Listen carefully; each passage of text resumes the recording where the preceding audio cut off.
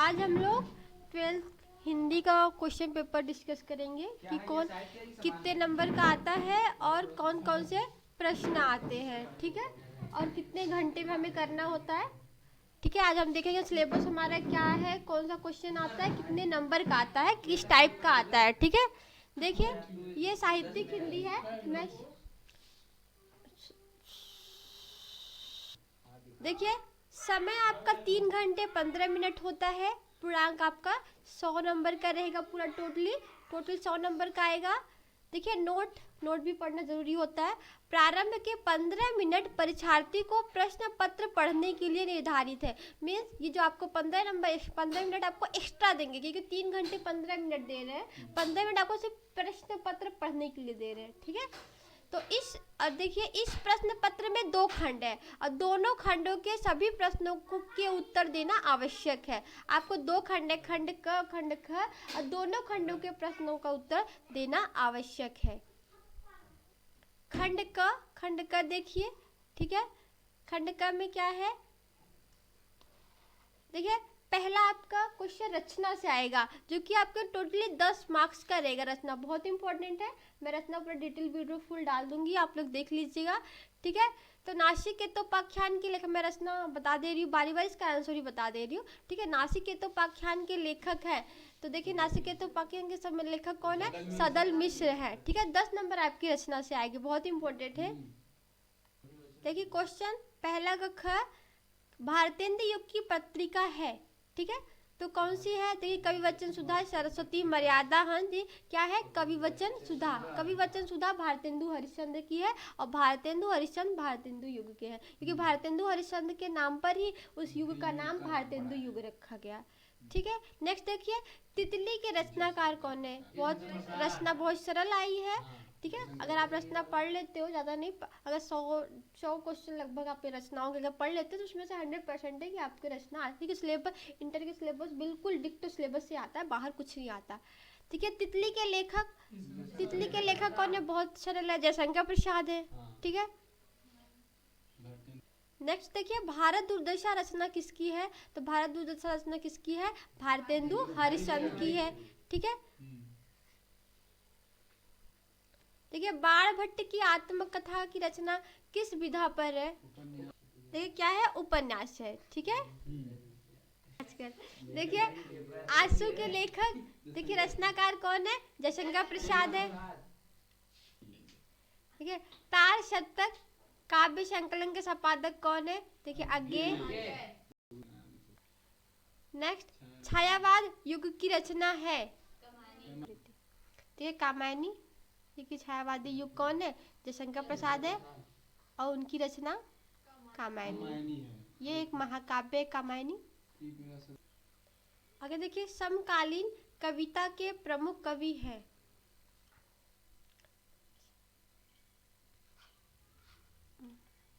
Muktibodh. Next देखिए साकेत कृति की रचनाकार हैं, तो कौन है, मैथिली शरण गुप्त है।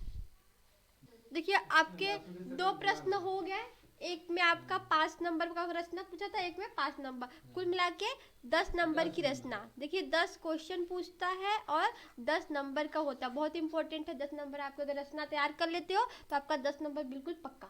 ठीक है, आगे देखिए क्वेश्चन नंबर 3, निम्नलिखित गद्यांशों का संदर्भ देते हुए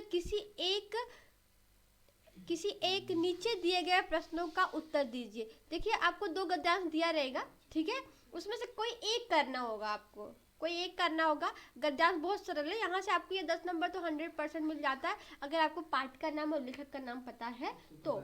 ठीक है, तो आप एक काम करिए कि जितने भी पाठ हाथ में है, जैसे सामान्य हिंदी के बच्चे हैं तो उनको कमी है, 4 ही 5 पाठ है, और जो साहित्यिक हिंदी के बच्चे हैं पहले वो पाठ का नाम और लेखक का नाम याद कर ले, क्योंकि अगर उसको याद कर लेते हैं तो आपका मतलब 1 नंबर तो बिल्कुल फिक्स हो जाता है। 1 नहीं 2 नंबर, पाठ का नाम बताओगे तो 1 नंबर मिलेगा, और लेखक का नाम बताओगे तो 1 नंबर मिलेगा। अब बाकी इसके प्रश्नों का उत्तर तो आप पढ़ोगे, पढ़ के मैं बताऊंगी, इसी में से आप दे लोगे।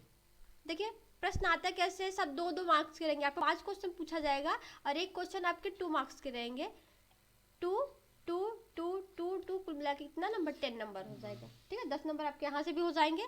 देखिए क्वेश्चन कैसे आएगा, जन का प्रवाह, अनंत होता है। सहस्रों वर्षों से भूमि के राष्ट्रीय जन ने तारतम्य प्राप्त किया है। जब तक सूर्य की रश्मियां नित्य प्रातः काल भुवन को अमृत से भर देती हैं, तब तक राष्ट्रीय जन का जीवन भर अमर है। ध्यान से पढ़िएगा क्योंकि अभी आपको इसमें से प्रश्न का उत्तर भी देने हैं। ठीक है, इतिहास के अनेक उतार चढ़ाव पार करने के बाद ही राष्ट्र निवासी जन नई उठती लहरों से आगे बढ़ने के लिए अजर अमर है। जन का सततवाही जीवन नदी के प्रवाह की तरह, मतलब जो जन है वो सततवाही जीवन नदी के प्रवाह की तरह है। अब इसमें से आपको अपने गद्यांश को पढ़ लिया है, अब इसी में से आपको प्रश्न पूछा जाएगा जिसमें से आपको उत्तर देने होंगे। देखिए, राष्ट्रीय जन का जीवन कब तक अमर, राष्ट्रीय जन का जीवन कब तक अमर है। देखिए इसका उत्तर देखते हैं हम पैराग्राफ में। राष्ट्रीय जन का जीवन कब तक अमर है, देखिए आगे हम देख लेते हैं इसका आंसर। आपको इसी गद्यांश में से उत्तर देना है। देखिए यहाँ मिलेगा आपका इतिहास, देखिए यहाँ से इतिहास, एक मिनट मार्कर उठा लो। इतिहास के अनेक उतार चढ़ाव पार करने के बाद ही राष्ट्र निवासी जन नई उठती लहरों से आगे बढ़ने के लिए अजर अमर है। तो क्वेश्चन ये पूछा था कब तक अमर है, तो यहीं तक, यहाँ से यहाँ तक आपका प्रश्न, ये पहले प्रश्न का उत्तर हो जाता है। ठीक है, यहाँ से लेके यहाँ तक। ठीक, आपको इसी पैराग्राफ ध्यान से पढ़ोगे आपको उत्तर इसी गद्यांश में ही मिलेगा। देखिए आपको इसी तरह से प्रश्न का उत्तर देना होगा। पहले आप गद्यांश को ध्यान से बिल्कुल पढ़िएगा, कि ध्यान से नहीं पढ़ेगा प्रश्न का उत्तर नहीं दे पाएंगे। ठीक है, ध्यान से पढ़िए, फिर प्रश्न देखिए, प्रश्न का उत्तर आपको इसी में मिल जाएगा। आगे देखते हैं। देखिए, लेखक ने जीवन प्रवाह को नदी की तरह क्यों कहा है। ठीक है, देखिए इस प्रश्न का उत्तर आपको इसी पैराग्राफ में मिल जाएगा। अभी पढ़ा था ना कि लेखक ने जीवन को प्रवाह की नदी क्यों कहा है, तो हम लोगों ने भी पढ़ा ना कि राष्ट्र निवासी जन नई उठती लहरों से आगे बढ़ने के लिए अजर और अमर है, और जन का सतत वाही जीवन नदी के प्रवाह की तरह है। आप प्रश्न का उत्तर इसी में से ढूंढ के लिखेंगे। ठीक है, मैं ये पेपर अपलोड कर दूंगी टेलीग्राम पे, आप वहाँ से देख लीजिएगा, उस प्रश्न का उत्तर पढ़ के देखिए, क्योंकि मैं अगर सारा बताऊंगी तो वीडियो बहुत लंबा हो जाएगा। तो बंद है।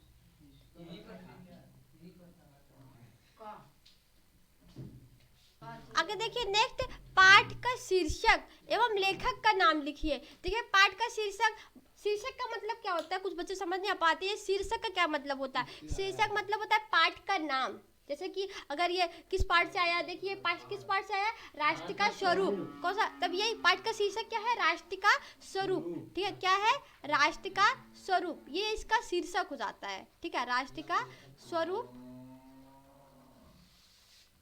और इसके लेखक कौन है, वासुदेव शरण अग्रवाल, वासुदेव शरण अग्रवाल।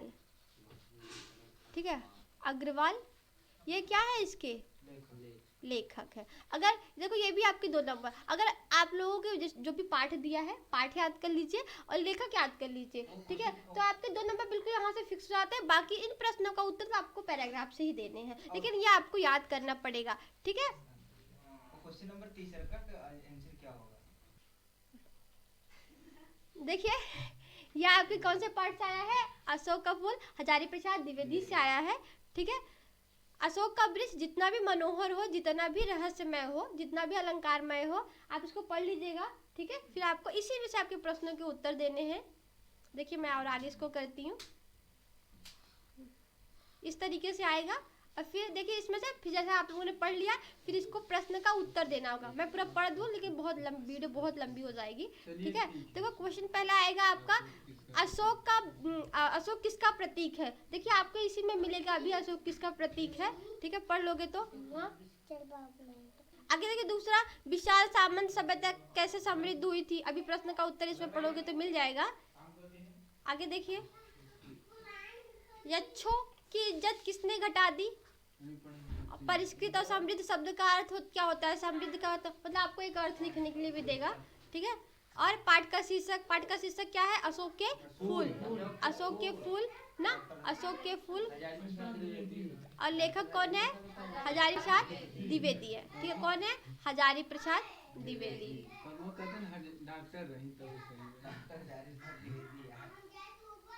ठीक है, हजारी प्रसाद द्विवेदी। डॉक्टर में लगे नहीं चलेगा नहीं।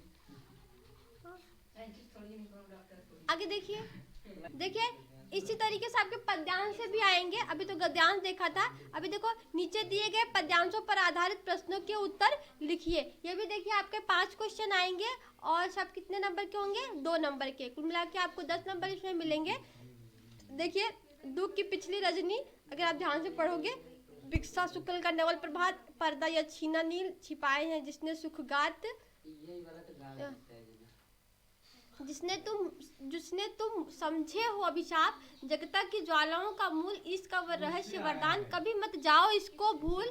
ठीक है, ये आप पहले से यहाँ से पढ़ लो किस पार्ट से आया हुआ है, फिर आपको यहाँ से प्रश्न पूछेंगे, इसमें से उत्तर आपको देने होंगे।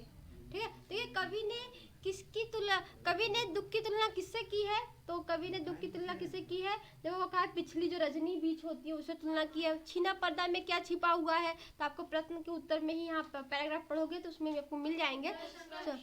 ठीक है, हाँ, सुखगात में कौन सा अलंकार है, तो सुखगात, देखिए यहाँ पे दे रहा सुखगात में अलंकार आपको बताना है कि सुखगात में कौन सा, देखिए यहाँ पे उपमा अलंकार है। ठीक है, देखिए रेखांकित पंक्तियों की व्याख्या कीजिए। अभी आप लोगों ने जो वहाँ देखा उसकी आपकी व्याख्या करनी पड़ेगी। अब पाठ का शीर्षक और लेखक का नाम, पाठ का शीर्षक किससे आया है, जयशंकर प्रसाद के श्रद्धा मनु से आया है। ठीक है, तो पाठ का नाम श्रद्धा मनु और कवि का नाम जयशंकर प्रसाद है।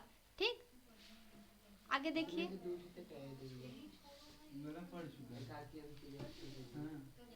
देखिए आगे दो आपको देगा, जैसे गद्य में दोनों में से कोई एक ही करना रहेगा, जैसे पद्यांश में भी 2 देगा और दोनों में से डिक्टो वैसे ये भी है और दोनों में से कोई एक ही करना रहेगा। ठीक है, दोनों नहीं करना, एक ही करना रहेगा, 2 में से कोई एक।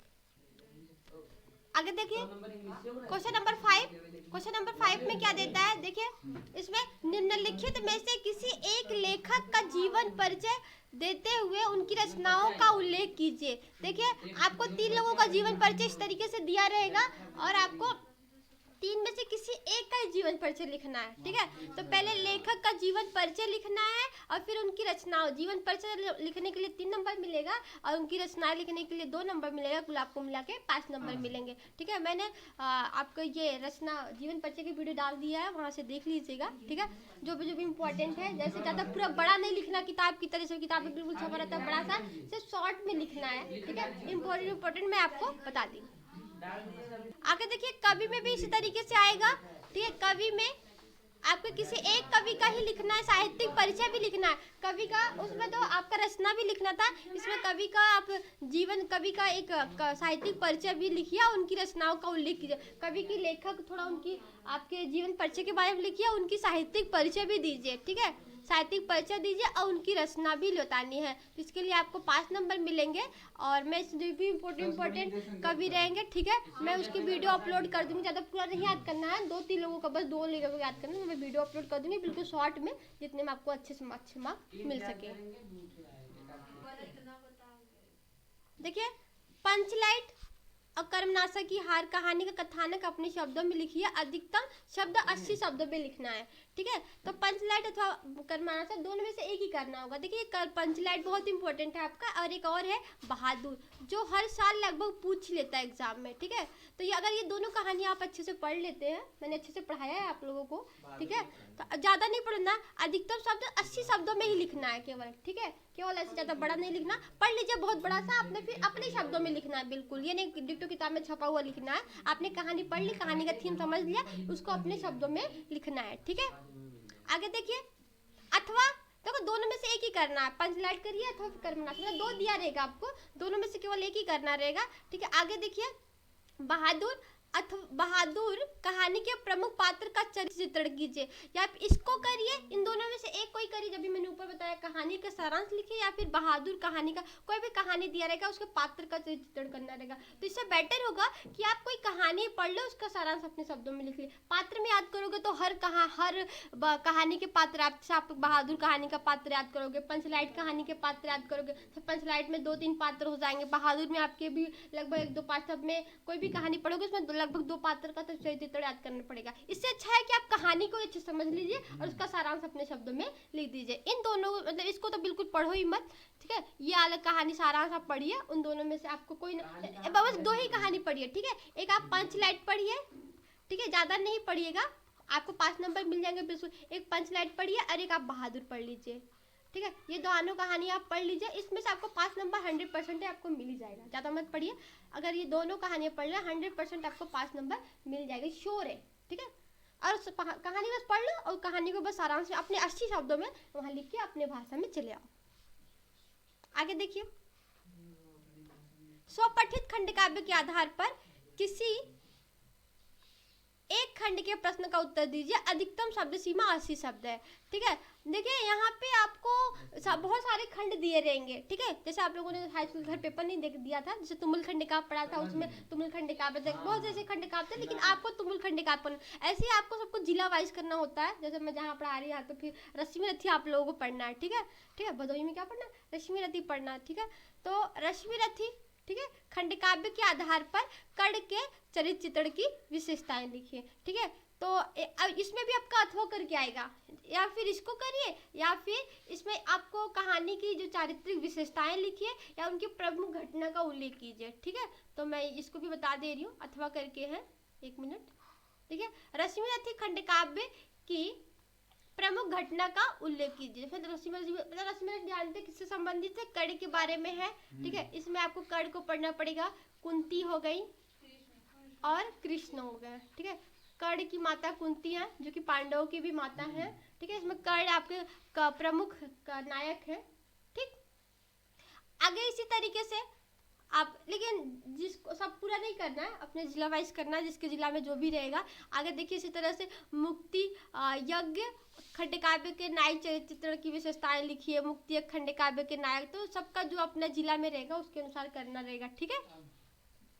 सारा नहीं करना है, हाँ, आप लोगों को तो रश्मि रथी ही करनी है।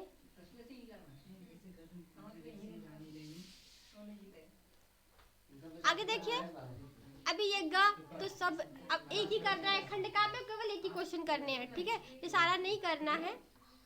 देखिए ये भी वही है, कोई एक ही करना अपने जिला वाइज, जिसके जिला में जो भी रहेगा।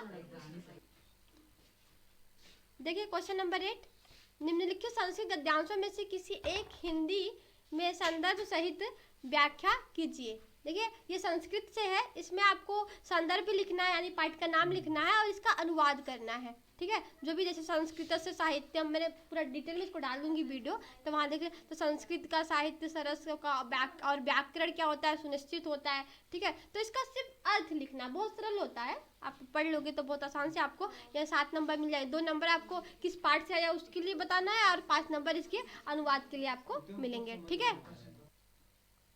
देखो पेपर में क्या आता है, कैसे आता है, कितने मार्क्स का आता है, अगर ये पता रहता है तो हमें पढ़ने में आसानी होती कि कितने नंबर का आता है, क्या आता है, कैसे आता है। बिल्कुल अंधों की तरह नहीं पढ़ना, बस पढ़ते जाना, पढ़ते जाना, पढ़ते जाना। इसलिए पहले आप लोग स्क्रिप्ट पर समझ लो, मैं 1 बाय 1 करके सारी वीडियो डाल दूंगी, आप लोगों को बहुत अच्छे समझ में आ भी जाएगा। देखिए इसमें 2 गद्यांश आएंगे, ठीक है, इस तरीके से 2 आएंगे, लेकिन आपको करना क्या है, एक ही करना है, ठीक है। करना कितना है, एक ही करना है। तो इसको पेपर पहले देखिए आता कैसे है पेपर एग्जाम में।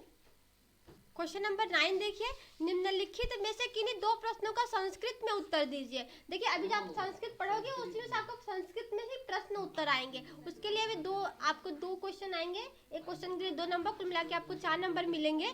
देखिए आपको लगभग 3-4 पूछा रहेगा, लेकिन उसमें से कोई 2 ही लिखना रहेगा। देखो बहुत सरल होता है, अगर आप किताब पढ़ोगे ना, अनुवाद भी कर लोगे, फिर वहीं से आपके संस्कृत के प्रश्नों के उत्तर भी दे लोगे, ठीक है। हाँ देखिए यहाँ से आपका व्याकरण शुरू हो जाता है। देखिए क्वेश्चन नंबर 10, यहाँ देखिए व्याकरण, तो व्याकरण से आपको फुल मार्क्स, पूरे मार्क्स मिल जाएगा, व्याकरण आपको अच्छे से पढ़ लेते हो। देखिए करुण रस अथवा वीर रस की परिभाषा तथा उसका उदाहरण लिखिए। देखिए 2 रस पूछेगा, आपको कितने रस है, कितने रस है, 10 रस है, ठीक है। 10 रस में आपको पढ़ना, उसमें से 2 रस से मैं इंपॉर्टेंट में ज़्यादा नहीं पढ़ाऊंगी, बस जो आपको जरूरी है, ठीक है। तो करुण रस और वीर रस दिया है। करुण रस आप लोगों ने हाई स्कूल में तो पढ़ी होगी ना, करुण रस और हास्य रस, ठीक है। इसका स्थायी भाव क्या है, शोक है, स्थायी नामों में जब विभावन भाव सहयोग करता है तो करुण रस की निष्पत्ति होती है। उदाहरण भी पढ़ा था, मड़ी खोए भुजंग से जंदी फंसा पटक रही थी शीश, अंधियाल बनाकर मुझको किया न्याय तुमने जगदीश, ठीक है। यहाँ पर करुण रस है, ठीक है। तो ये रस पढ़ लिया। देखो अलंकार भी आप लोगों ने पढ़ा था ना, ये 9th में पढ़ा था, अनुप्रास अलंकार, जहाँ एक ही व्यंजन वर्णों की बार आवृत्ति होती है वहाँ अनुप्रास अलंकार होती है। तन्नी तनुजा तत्तमाल तनवर बहुत, ऐसे कुछ भी लिख सकते, जहाँ एक ही व्यंजन वर्णों की बार आवृत्ति होती है। जैसे देखिए खड़क सिंह के खड़खड़ाने से खड़कती हैं खिड़कियाँ, खिड़कियों के खड़कने से खड़कता है खड़कती। यहाँ ख ख वर्ग की बार बार आवृत्ति आई है, तो यहाँ पे अनुप्रास अलंकार है। ठीक है, तो इसको मैं पूरा अच्छे से पढ़ाऊंगी। देखिए, रूपक अलंकार आप लोगों ने 10 में पढ़ा था, आप लोगों ने 10 में पढ़ा था। उपमा, रूपक और उत्प्रेक्षा। रूपक क्या होती है? जहाँ उपमा में उपमान की भेद रहित आरोप किया जाता है, रूपक अलंकार। उदाहरण क्या है? चरण कमल बंदो हरिराई।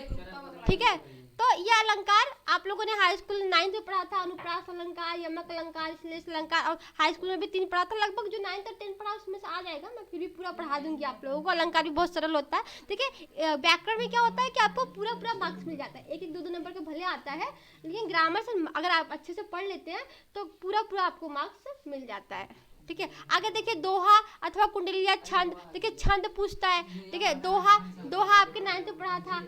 इसमें 4 चरण होते हैं, पहले तीसरे में 13-13, दूसरे चौथे में 11-11 मात्राएं। कोई भी दोहा लिख लीजिए आप लोग, जैसे मेरी बहु बाधा हर राधा नगरी सोई जातन की छाई परे श्याम हरित दूत। इसमें मात्रा भी लगाने होते हैं लघु गुरु के हिसाब से। ठीक है, कुंडलिया, देखो मैंने कुंडलिया पढ़ाया था। कुंडलिया क्या होती है बता था। कुंडल अगर कोई छोड़ के ले जाता है तो कौन किसके पास जाते हैं? हम डॉक्टर के पास। DR कुंडल मतलब कान का कुंडल, कोई छोड़ के लेके जाए किसके पास जाएंगे ना, तो डॉक्टर के पास। तो D से क्या होगा आपका? दोहा, R से रोला। यानी कुंडलिया किससे मिलके बनता है? दोहा और रोला से मिलके बनता है।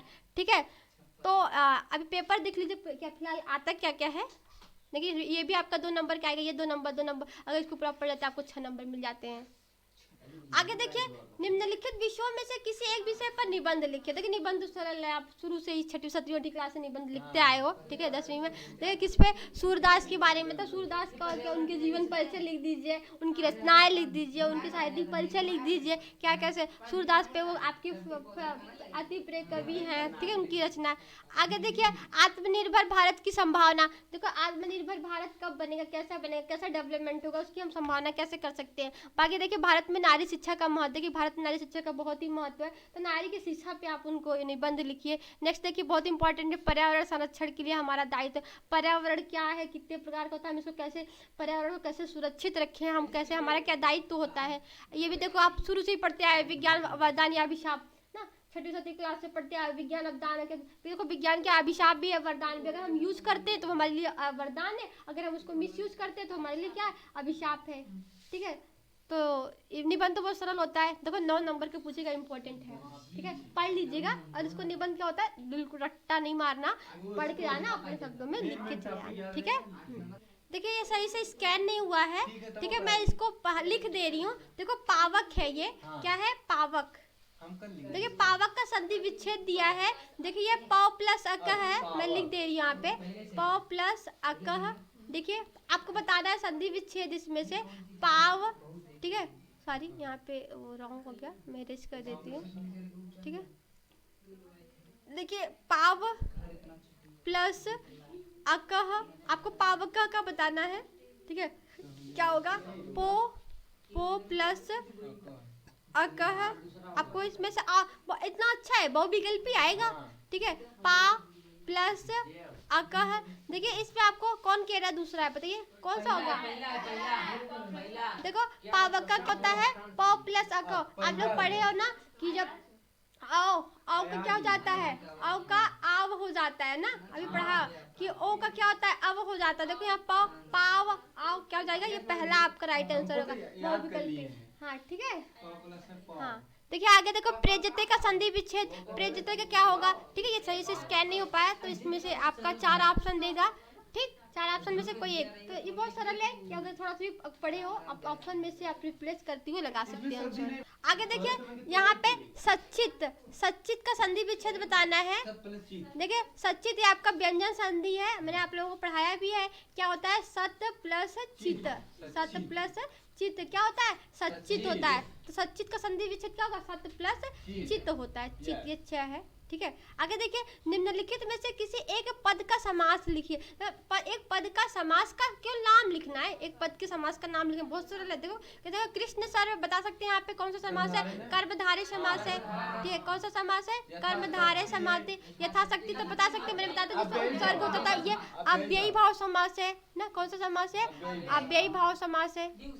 ठीक है। प्रत्येक, ये भी अव्ययी भाव समास, प्रति उपसर्ग है तो ये भी क्या है, अव्ययी भाव समास है, ठीक है। समास का केवल नाम बताने बहुत सरल है। बहुत सरल है। आगे देखिए इसी तरीके से ये दूसरा वाला भी है, नीलगाय में समास बताना है, ये बहुविकल्पी है, ठीक है। नीलगाय में आप लोग जानते हैं नीलगाय ये विशेषता बता, मैंने बताया था कि जो किसी शब्द की विशेषता बताता है वो कर्मधारय समास होता है। तो गाय कैसी है, नीली है, तो नीलगाय कौन समास है, कर्मधारय समास है, ठीक है। कितना सरल पेपर है, बहुत सरल। बहुत सरल है। आगे देखिए तिष्ठेम अथवा करिष्यामि किस धातु लकार पुरुष वचन का बताइए आपको। जैसे आपने अथवा करके दिया है, इन दोनों में से कोई एक ही करना है। जैसे मैं अगर मैं करिष्यामि बताऊं तो कह रहा किस धातु का है, तो कौन सा धातु है, धातु आपको बताना है, तो ये क्री धातु है, ठीक है। लकार पूछ रहा है कौन सा लकार है, तो ये लिट लकार भविष्य काल है, क्योंकि शामी लगा जब भी शा करके देता है वो लिट लकार होता है ना। कौन सा लकार होता है, लिट लकार होता है। पुरुष बताना है तो करिष्यामि ये उत्तम पुरुष है, ऐसे बोलो करिष्यति करिष्यत करिष्यन्ति करिष्यसि करिष्यत करिष्यत, करिष्यामि क्या है आपका, उत्तम पुरुष है ना। और उत्तम पुरुष आपका वचन पूछा तो वचन कौन सी है, एक वचन है, ठीक है। वचन पूछे कितना सरल है, इसके लिए आपको 2 नंबर मिल जाएंगे। बिल्कुल हाई स्कूल में जो पढ़ा डिप्टो वैसे ही है। देखो अथवा करके देना है, इसमें से कोई एक करना है, ठीक है। तिष्ठे भी बता सकते हो, ये वाला बताया था विधिलिंग लकार, तो विधिलिंग लकार में तिष्ठे तिष्ठे ना। क्या बातें हो रही, शोर मत करो। नेक्स्ट देखिए नामसु किस शब्द विभक्ति वचन का रूप है, ठीक है। देखिए नामसु ये नाम धातु से आपको नाम पढ़ना है, नाम धातु है, पता है कौन सी धातु पढ़नी है, और नाम है और आत्मा बहुत इंपॉर्टेंट है, ठीक है। हाँ ये इन लोगों को तो 2 ही पढ़ना है, ठीक है। आगे देखिए ये वाला नित्वा शब्द में देखो ये बहुत सरल है, प्रत्यय आप लोगों में आएगा। देखो आपका नित्वा पूछा है ना, नित्वा शब्द में प्रत्यय क्या, देखो कित्वा तो आ रहा है ना, त्वा देखो ये कित्वा, ये कौन सा प्रत्यय, त्वा कित्वा प्रत्यय। मैंने आपको प्रत्यय पढ़ाया भी बहुत अच्छे से पढ़ाया। देखो अनियर में जैसे मैं लिख दूं गमनीय, पूछे गमनीय में कौन सा प्रत्यय, अनियर प्रत्यय है ना, ठीक है। वतुप जैसे कि अगर वतुप में दे दे बलवान ना, बलवान में कौन सा प्रत्यय, वतुप। वान जब भी आता है वतुप होता है, मान से श्रीमती आपका दे दे, श्रीमती में क्या होता है, मतुप, मती दे देता है तो मतु, मती जब आता है तब जैसे मती वाला शब्द तो मतुप होता है, वान वाला शब्द आता है तो वो वाला वतुप प्रत्यय होता है, ठीक है। आगे देखिए, आगे देखिए गतिमान, गतिमान शब्द में प्रत्यय देखो यहाँ पे मान आ गया ना, देखो हाँ तो कौन सा प्रत्यय, मतुप, मतुप, मतुप प्रत्यय, मान वाला मतुप प्रत्यय, वान वाला वतुप प्रत्यय, ठीक है। आगे देखिए निम्नलिखित रेखांकित पदों में से किसी एक पद में प्रयुक्त विभक्ति संबंधित नियम लिखिए, ठीक है। देखिए आपको विभक्ति परिचय से बताना है, केवल साहित्यिक हिंदी वाले पेपर ये आता है, खमान हिंदी वालों को ये प्रश्न नहीं पूछेगा, ठीक है। तो आते कैसे है, देखो पहला है बिच्छू का शीर्षक खलवाटा अस्थि। जब भी शरीर में कोई विकार पाया जाता है ना तो वहाँ पे कौन सी विभक्ति होती है, तृतीया विभक्ति होती है, तृतीया विभक्ति होती है। कौन सा सूत्र से, एंडा विकार सूत्र से। गणेशाय नमः मैंने बताया था, जब भी नमः स्वती स्वधा स्वधा अलम वसठ जब भी आ जाएगा वहाँ पे कौन सी विभक्ति होती है, चतुर्थी, ठीक है। आपको सूत्र का नाम भी लिखना होगा, संबंधित नियम का उल्लेख भी कीजिए, ठीक है। आपको जैसे नमः स्वती स्वाहा स्वधा अलम वसठ छ ना, तो योगाश्च क्या होता है आपका, चतुर्थी विभक्ति होती है, ये पूरा नियम लिखना होगा, ठीक है। देखिए ग्रामम समय विद्यालय अस्ति, देखिए द्वितीय विभक्ति होगी जब भी देखो आता है अभिता परिता समय, देखो समय आ गया ना, अभिता आए परिता आए समय आए निक्षा आए प्रतियोगी हपी, वहाँ पे कौन सी होती है, द्वितीय विभक्ति होती है, ठीक है। कौन सी विभक्ति होती है, द्वितीय विभक्ति होती है, ठीक है। तो इस सूत्र भी आपको लिखना पड़ेगा, अभिता परिता समय निक्षा प्रतियोगी सूत्र भी आपको लिखने होंगे, ठीक है। सामान्य हिंदी का पेपर है तो मैं सामान्य सॉरी ये साहित्यिक हिंदी का पेपर है, मैं सामान्य हिंदी का भी पेपर जल्दी अपलोड कर दूंगी। नेक्स्ट देखिए निम्नलिखित में से किन्हीं 2 वाक्यों का संस्कृत में अनुवाद कीजिए। देखिए 2 वाक्यों का संस्कृत में, तुम दोनों आकर पढ़ो, तुम दोनों क्या होगा, तुम दोनों का तुम युवाम, युवाम होता है, युवा मैंने आपको बहुत अच्छे से अनुवाद बताया है, बहुत अच्छे से। तुम दोनों आकर पढ़ो ना, पढ़ो ये कौन सा लोट लकार में जा रहा है, तुम दोनों हाँ तो पठतु पढ़ताम पठन तो पठ पढ़तम पठत, युवाम ना अगच्छ पठत, ठीक है। गांव के समीप नदी बहती है ना, तो ग्रामम समीपम नदी प्रवहति, विद्या अभ्यास से बढ़ती है, विद्या अभ्यासन वर्धति, बहुत इंपॉर्टेंट है, तो अक्सर पूछता रहता है, ये बहुत पूछता है ना। हाँ वह अध्यापक के साथ घर जाएगा, ठीक है। गंगा हिमालय से निकलती है भी बहुत पूछता है, गंगा हिमालयात में गच्छति। ठीक, तो आगे देखिए, खत्म है क्या? देखिए बस इतना ही पेपर आप लोगों का है। ये साहित्यिक हिंदी का पेपर है, मैं सामान्य हिंदी का पेपर ही अपलोड कर दूँ। ये साहित्यिक हिंदी है, ठीक है। सामान्य हिंदी का भी मैं पेपर कल अपलोड कर दूँगी। और इंग्लिश का अगर वीडियो अच्छी लगी है तो लाइक करिए और सब्सक्राइब भी कर दीजिए। बनाए